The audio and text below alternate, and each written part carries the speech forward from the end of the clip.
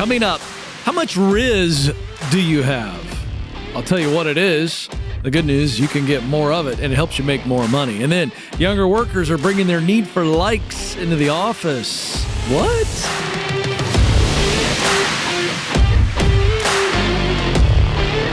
Helping you win at work. I'm Ken. This is the Ken Coleman Show. I want you to get better so you can move up and lead well. Okay. A lot of stuff out there right now about charisma, and this younger generation, who I'm proud to say I parent 3 of them, they call this Riz. And this is really interesting. This is a Wall Street Journal article, folks. I bet many of you didn't know that Riz, R-I-Z-Z, was crowned the 2023 Word of the Year. That's right. And none other than Oxford English Dictionary awarded this. Riz. So add this to the list of things I never thought I'd say. But we've now taken a great word, charisma, a great quality, charisma. We have shortened it to Riz, R-I-Z-Z, and now we've acknowledged that it's a word. And not only is it a word, it is the word of the year in 2023. So we're going to cover this because I like this. I think it's fun because I think if the young generation can grab something like this, charisma, which is an absolute superpower, and they can popularize it, I say good. Why? Because it's good for all of us.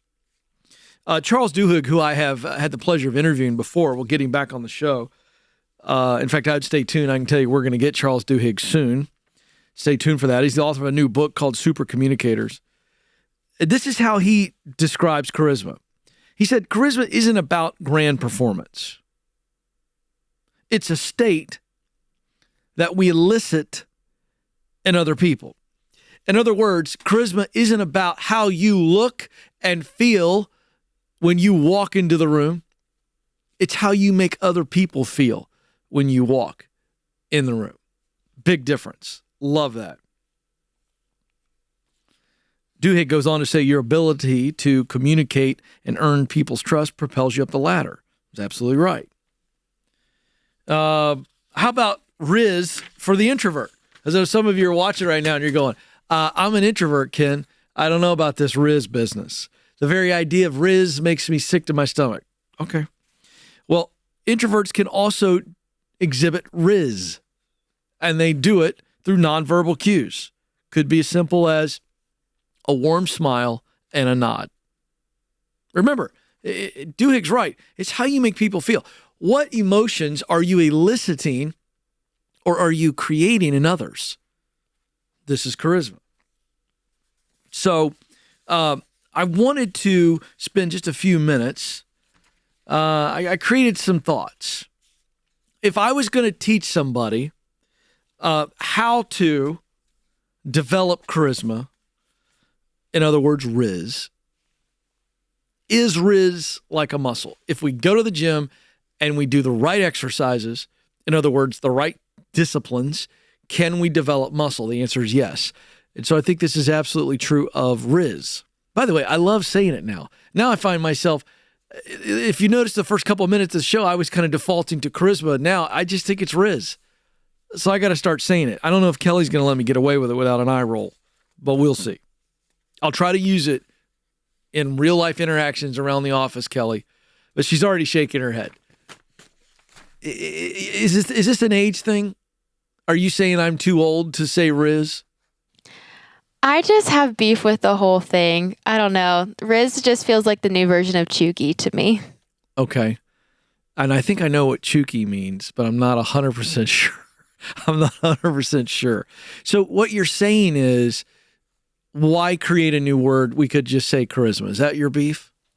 Yeah, just say charisma. I feel like Riz is just... We're working too hard. It's just being too extra when it doesn't have to be that way. Okay. Very well. See, this is why I have her on the mic. That's a great point. Now I feel like I shouldn't say Riz. So I'm going to stop saying it. I was on it, lasted about 2 minutes, and Kelly's already brought me back down to earth. Okay.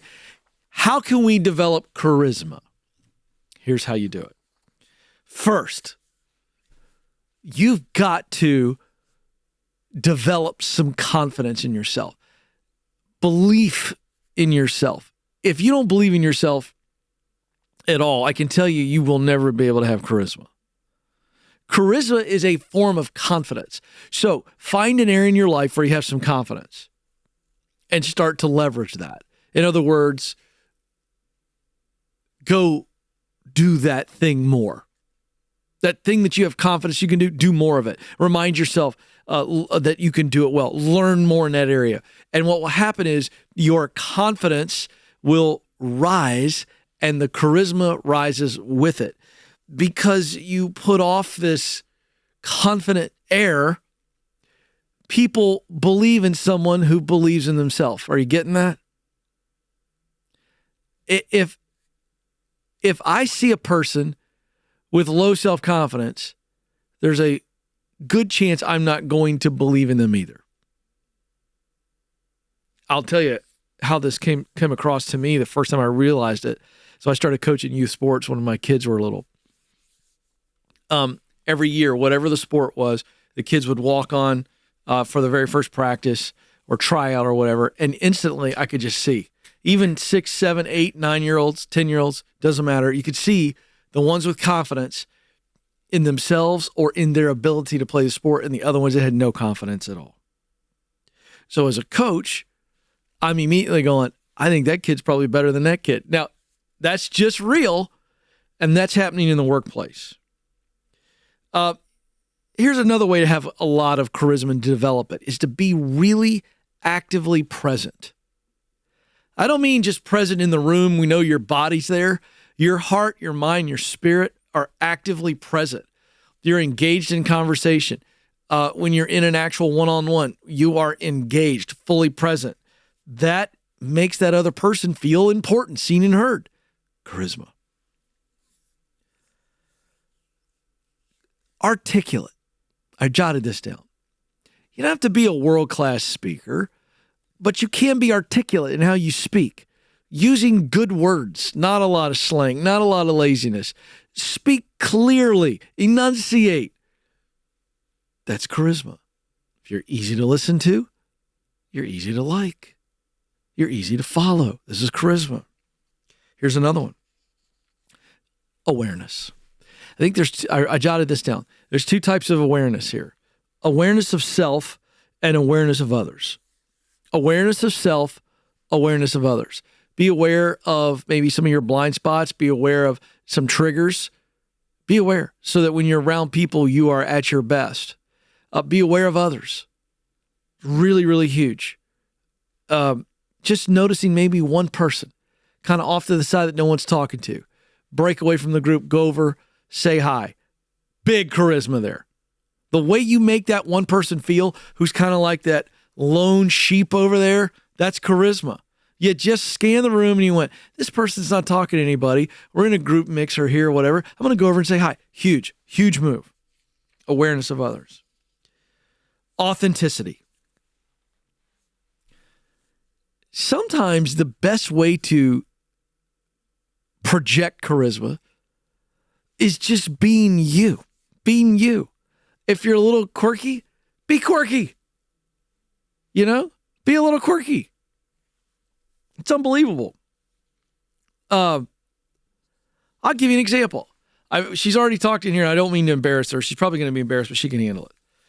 So Kelly joined our team as associate producer not too long ago. And honestly, I'd never met her before. She shows up at a couple meetings. My first impression of you, Kelly, was serious. She's serious. She was there to do her job. She was locked in, present, but quiet in my estimation. So I was talking to another group of teammates who know her on a personal level, and I didn't know her personally. And I said, really enjoy Kelly, new addition to the team. She's awesome.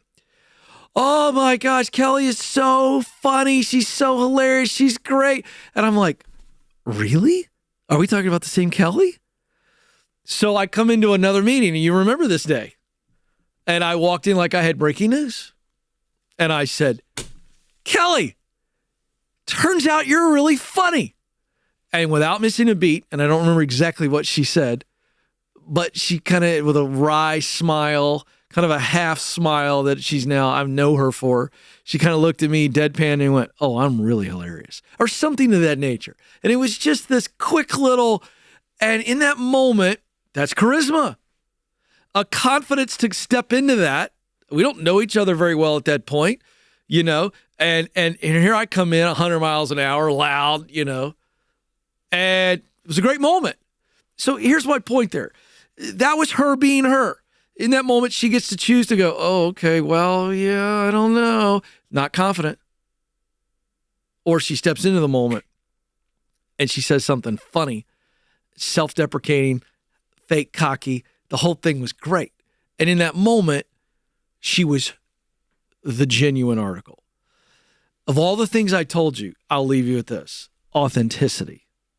The greatest way to distribute and develop this idea of charisma is just to be authentically you. People are going to love it. Try it. It works.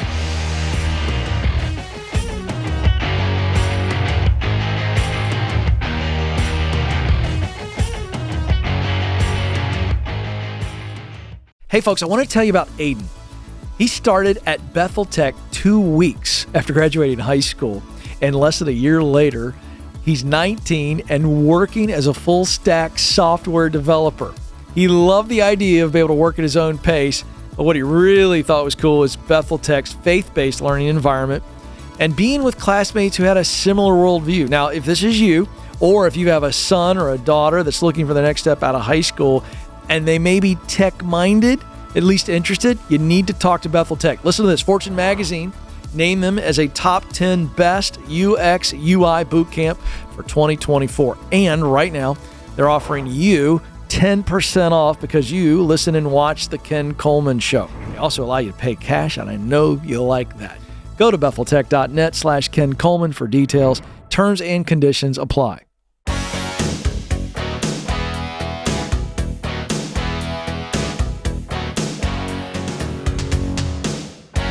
Do you like me? Oh, man. Does that not sound pathetic?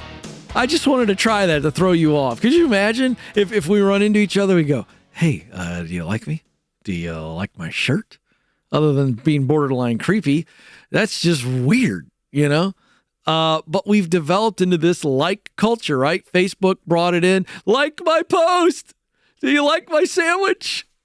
Do you like my vacation? Do you like my hair? Do you like my new shoes? How do you like me now? Isn't that a country song? I don't know. See, this is amazing. And this is what social media has done. If I were to say that, just to people, if Alex and I have a meeting, I walk in, hey, real quick question before we get started. He goes, yeah, what's up? I go, do you like me? It's just weird. But this is what we all crave. We crave it on a social media platform. You do it in real life, you're an absolute oddball. You're weirdo. You're nuts. All right? Okay, so this is the backdrop for this fascinating article here. This is a CNBC article. Gen Z and millennial workers are bringing their need for likes into the office. Now, these two generations, it's all they've ever known is social media. I remember when MySpace came out. Like, that was a thing for about 20 minutes. And then Facebook ate it for lunch one day. Literally, like, we woke up one day, Alex, and like MySpace was now a joke and you shouldn't be on it. And so we all went over to Facebook. One of the most fascinating things I've ever witnessed in my life. I mean, it was an unbelievable. I was there for it, folks. I'm not that old. All right. I'm that old to remember that. Okay. But millennials and Zers, that's all they've ever known.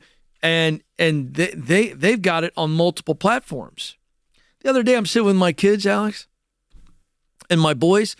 I made fun of them before they do this number. They're just sitting there. We're sitting there watching TV, and they just do this. And they do this stupid look, and they take a picture of themselves, and it's Snapchat. Well, then the next thing I know, I said, what are you on here? I was being obnoxious because it was getting on my nerves, so I decided I'm going to go there.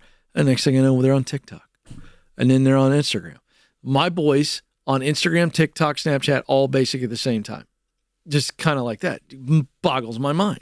So this generation, and they are looking for the next thing to watch or the next, did you see that I posted, I'm sitting in my chair next to my dad and I did some type of GQ pose. They're just looking for likes all the time. Okay, so now you can imagine that's all they've known. It's all they've known is they put something out, and if they got 71 friends, they want to get 71 likes. They don't get 71 likes, they're depressed. What did I do wrong? What's wrong with me? This is what's going on in their head. Leaders, you got to pay attention to this. You didn't create this, but you're going to have to navigate it, okay?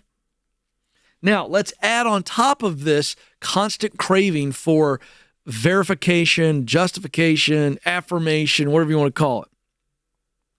Okay? Now we got to add in the parents who have, for this generation, these two generations, completely hovered over these kids and told them that they're great all the time. All the time. So there's this craving, is the word I'm going to use today. It's a craving for likes, a craving for affirmation. Okay? I mean, an absolute craving. Do you know what it's like when you're craving something and you can't get it? That's what this is. Every day in the workplace. This is fascinating. So Gallup and WorkHuman combined for a study, and they found that Gen Z and younger millennials are 73% more likely than baby boomers to want recognition at least a few times a month. A few times a month is a joke, but that's from the survey. Here's the mindset of this young group of workers. As I was saying, they will put a post out, and then they expect people to respond to it, and they expect people to respond to it positively. If they don't respect it positively or respond to it positively, then they drop it. And so here's what's going on. These young workers will come in the office, leaders, and if you aren't telling them that they did a good job, and more on that in a second. I'm not telling you got to lie to them and manipulate them. More on that in a second. But if they aren't getting feedback, good, bad, and ugly, they will drop you like a bad habit. It's like them putting out a post and nobody responded to it. And they went, ooh, none of my friends like that. I'm never doing that post again. And you think I'm kidding? If they show up and they don't get feedback, they do not know where they stand. They don't know what their status is with you. Listen to me, leader. They will walk from you. They will drop you so fast, your head will spin. And believe me, if that happens to you, and you've never had it happen to you, and I've got some friends who are leading Gen Z on this, and they will do it. They will just not show up. They will ghost you and not think twice about it. Trust me, your head will spin. So what do you do? Okay, you've got to understand that weekly or sometimes bi-weekly and walk-arounds, giving them feedback. Now, this generation, interestingly enough, some need to be coddled, not all. And I don't think you should treat a Gen Zer with a blank label because millennials need it. Oh, by the way, I'm a Gen Xer. Xers need it. Boomers need it. We all need recognition from our leader. It's just these generations need more of it. So you're going to have a weekly meeting where you look at them and give them feedback. You don't have to lie to them. You don't have to give them a bunch of great feedback, but give them feedback. Hey, here's where you stand. You're doing better. You can do better. I'm going to help you do better. You're good. No stress. No need to be anxious. You're going to have to talk to them that way. You're going to have to get inside their head, and you're going to have to ask them questions. Make them feel comfortable. Right out of the gate, let them know that you've got their back. That you've got their back. That's what their parents have done. So leaders, this is an opportunity for you to follow a bit of a model. Don't mean you got to be their mom and dad, but I do think you got to lean in more. You got to ask questions. A weekly meeting may not be enough. Maybe a couple times a week. Okay? But certainly walking around, talking to them on a daily basis. Look them in the eye. Let them know that you're okay with them, that you're not upset. Leaders, listen, if they don't know how you feel about them. They don't know where they stand. They will put in a narrative that will be filled with anxiety. Trust me. Trust me. So, this is leadership. This is the reality.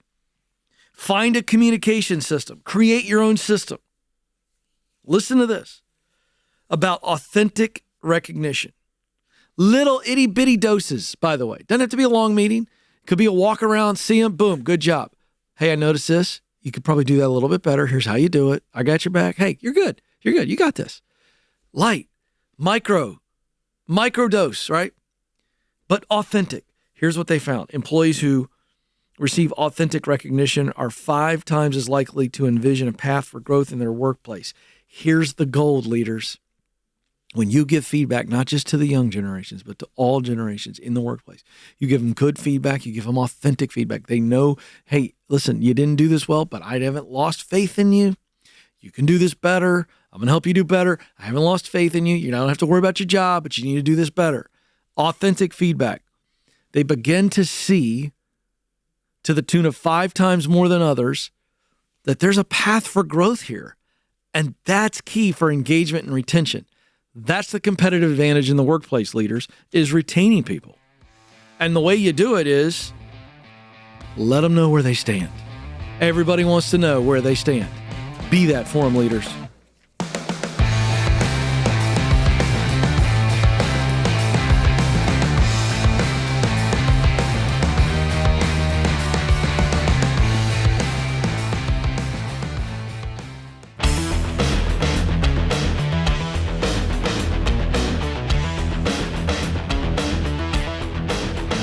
All right, what if I told you, for those of you that are needing a boost of confidence, that clarity is the key. If you get clear, you'll get your confidence, and you'll have the courage to move forward. And it only takes about 18 to 20 minutes. You want to find the work you're wired to do. What am I wired to do? You know, who am I in the workplace? Where am I at my best? This little book, Find the Work You're Wired to Do, has the Get Clear Career Assessment in it. It measures talent, what you do best, passion, the work you enjoy doing, and mission, the results that will motivate you to get out of the bed, motivate you to press through hard times, motivate you to become your best, and give you the chance for the biggest paycheck. Find the Work You're Wired to Do and the Get Clear Assessment, all one price. This is a 45-minute read that takes you through your results and helps you find work and pick work and go after it. KenColeman.com. Also, if you're enjoying the show, will you help us? Like, comment, and subscribe if you're watching on YouTube. And if you're listening on podcast, follow us and give us a 5-star review. All right, to the phones we go. Ryan is going to start us off in Knoxville, Tennessee. Ryan, how can I help today? Hey, Ken. Thanks for sharing your wisdom with me. I've been in full-time ministry since I was 19 for 30 years now. 7 years ago, I planted a church here. I loved recruiting, launching, vision casting, all the short-term projects and problem solving in the first few years. In the later years, I moved toward maintaining, and it was no longer a good fit for my gifts. I stepped away from the role, and I've been looking for a new role. I'd love to stay in ministry, but as we're caring for aging parents here in town, we can't leave Knoxville, which quickly limits my ministry role possibilities. So several months ago, I began a search to look into the marketplace roles as well.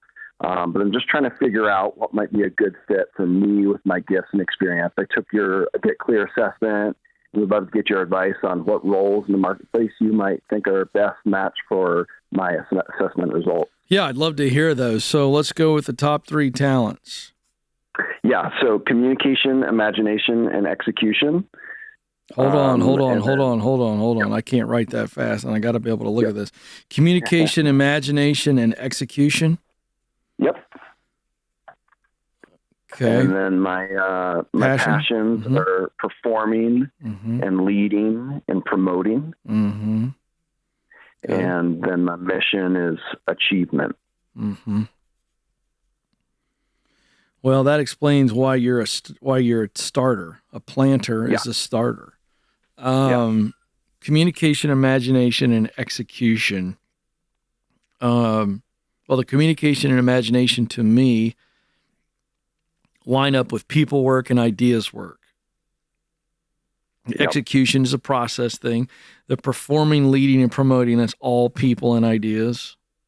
And then the achievement is is the same. I mean, it's, I'm trying to get X amount of people to show up to church, right? We're growing. These things are happening, baptisms, blah, blah, blah, blah, blah. It's a numbers game, and you're a scoreboard guy. Yeah. Yeah.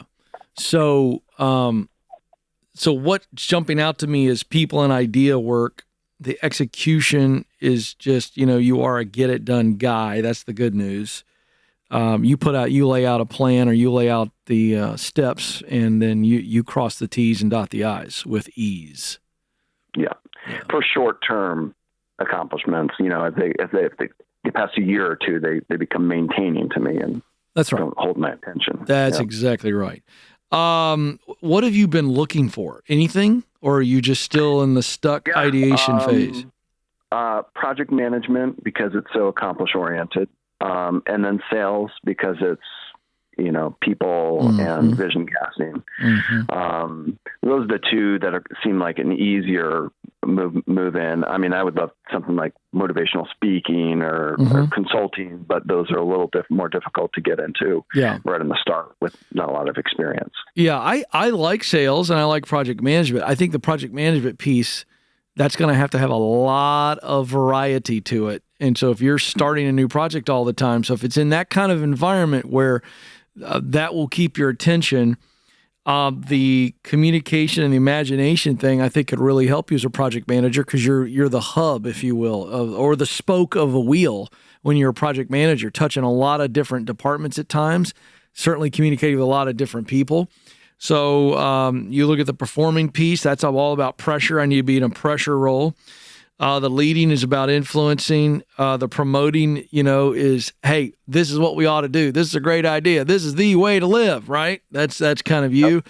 And as long as you've got a scoreboard and a heavy measurement focused job, then you're going to be really fulfilled. So that's the short version without any specifics. I think sales could be really great. I really do, for you, because you've got turnover of new clients all the time, new opportunities to sell. It's got all of the achievement pieces screaming at me on this. And I think you could go, a guy like you who gets into sales, the right company, and you start crushing it, move up the ladder, then you move into a leadership role. And I think you're built for that too, leading people. Yeah. So I would say that if you don't feel like a pastor qualifies for management positions, I'd be looking at management positions too, at companies locally, because you can say, look, I've led people and I've got a lot of experience leading people. But if not, getting into sales or some type of project management role would give you a path to leadership, because I feel like you're going to need something like that in your life. Because starting a church plant is leading a vision. And then once it gets to a certain point, you're going, I need a new hill. I need something new to do. Right. And so you need to find work that's going to have a pretty good rotation of newness coming at you all the time. Yeah. And I like that with sales, it's new people all the time. All the time. Yep. And you're a guy that I could see getting promoted into leadership pretty quickly, given your pastoral instincts and your past leadership ability. So in same deal, as long as you've got some level of, maybe you're still selling on some level, but also leading, and you got new people coming in all the time, you're hiring new people, you're trying to put a team together, you're going to have natural turnover. That creates a new puzzle for you every time. Yeah. I was looking at a management training program in sales. Seems like, you start with sales, you move towards management. I like that for you. Yeah. Because the idea of once a church gets to a certain level, once a church gets established, it's now pretty much a routine, right? Yeah. We have our service times, we got our rhythms, we got all the stuff the church is doing in the community. And so by the nature of it, it's, other than a new message every week, that's about it, right? Yep. Yeah, I think you're wired for that. I think you're wired for, it's not, sometimes we generalize this and we'll call somebody like you, well, you're a starter, not a finisher. And I don't know that that's completely fair either, because you've got the talent of execution. You get stuff done. You finish stuff. I think for you, it is, it's the pace. I think it's the pace and the variety that you need. Right. Does that sound right? I'm trying to get inside your head on that. Yeah. I mean, when I was a pastor, COVID was actually really interesting for me because it was a new problem to solve every day. And it just kept my attention. All right. It was just you more just and more. nailed it. Yeah. You just said in one sentence what I've been trying to say for a couple minutes as I'm hemming and hawing over here. You need a new problem to solve every day. Right. Now, here's you got to be careful on that. I think that's fundamentally true. So philosophically, I could say from a high level, that's true. Be careful that you don't try to get in that rhythm because that could actually burn you out. So I don't think it's a daily thing, but I do think it is a rhythm of, I need new problems to solve on a regular basis. Doesn't have to be every day. Do you understand? I'm kind of being overly sensitive to that because you got to be careful you don't get sucked into that where it's like you don't get anything done. You're just looking at the next thing and I try to become Superman and then I flame out. Right. That's the only thing. It seems like entrepreneurship is in that very realm much as well. Very much. Yeah. But starting a business is similar to starting a church. Right. So if you're going to start a business, you better have a plan, at least an idea in place that once you get it to a certain level, now I've hired a right-hand person and they're running the day-to-day. They're maintaining. Right. Yep. They're maintaining the business. And I'm focusing on the big problems. They're running the day-to-day, right. And then something crazy happens. We got some problem with a distributor or one of our vendors is flaking out. It could affect our business. You're like, boom, let me at it. I'm in there. I'll go in there. I'll dig in. I'll fix that problem, solve it, and get out of the way, and you keep running the business. So that's a very good option for you is starting a business, but be very smart about it. Start small and grow slow. Yep. Have a plan in place for somebody that accentuates you. And then I think you'll do fine in that role. I really do. So thanks for the call. Really interesting stuff. Love that call. It's a great example, by the way, of someone who could go a lot of different directions once he's clear on what he does best. Thanks for listening to The Ken Coleman Show. For more, you can find the show on demand wherever you listen to podcasts and watch the show on YouTube. You can also find Ken across all social media by following @Ken Coleman.